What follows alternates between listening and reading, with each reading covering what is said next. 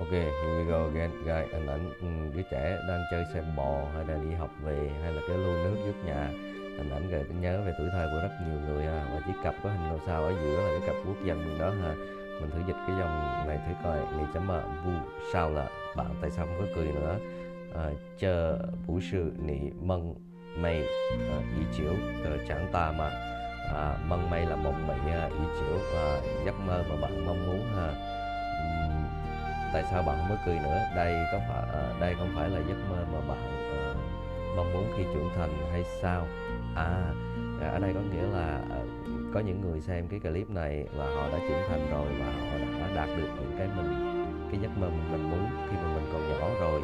Nhưng mà khi người ta xem lại những cái clip này thì cái cảm giác của họ, cảm giác nó rất là buồn hay là có gì đó. Tại sao là họ không có cười nữa khi họ xem những clip này?